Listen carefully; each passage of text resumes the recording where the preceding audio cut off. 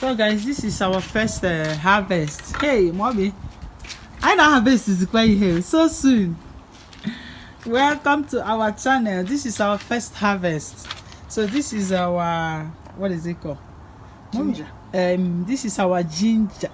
Mommy, it's not ginger. You have a ginger. Yeah, garlic. Garlic is so this is our first harvest, and I'm so excited. Let me know, mommy. Can you know? This is my first time of feeling garlic leaf. Who do not care here? So I get you see. So you use this now to cook. Yeah. But can you garlic get potassium? Garlic get down the wood. So you take it time after. You can't eat in car. You can't put up one. Yana Eren. Hey, I'm so excited. This is our first on a walk harvest to be. Our harvest guy be mom. Harvest. Okay, just a quick one, guys. This is us. My mom is cutting the garlic leaf. It looks like spring onions, but I think we're going to be using this to make like maybe egg sauce or fried egg. In fact, anything you can think of. Okay. I get you. Hey, I'm gonna eat it. I can use our make sauce. So guys, this is our first harvest. So we'll just leave it here. What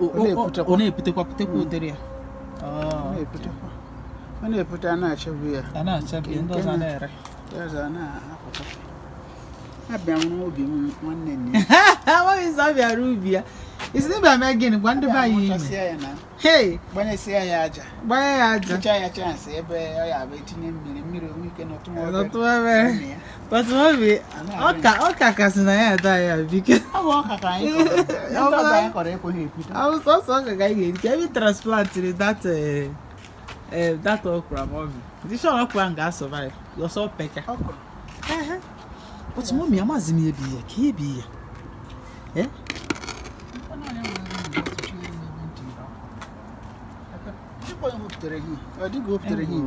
Yeah, but mama. Mama, yeah, you enjoy battans.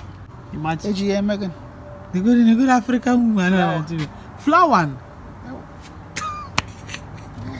Even that type of flower, but their second sign of love, or their first sign of love, flower.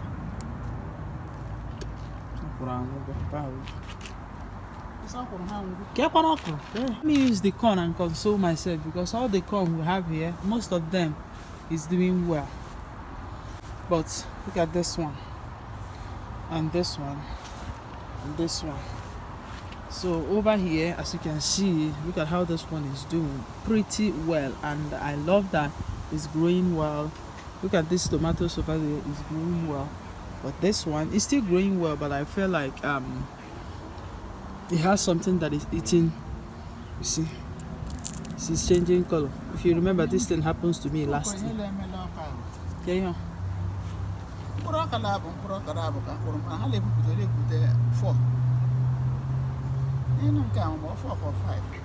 Yeah, card the 1, 2, 3, 4, card the 4, card the 3.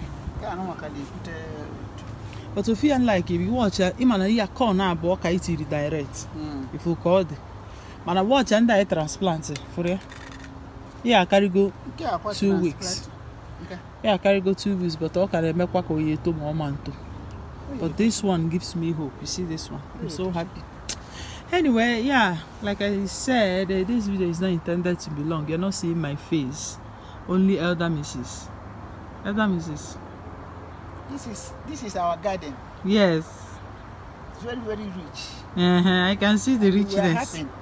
Yeah. We are happy. When you plant and it does well, you harvest it. You're so happy. Germinating. Okay, you guys, thank you for watching. This is our garden update and the kind of first mini harvest. Mommy, check and second here. Thank you. Send a bye. Bye. Thank you.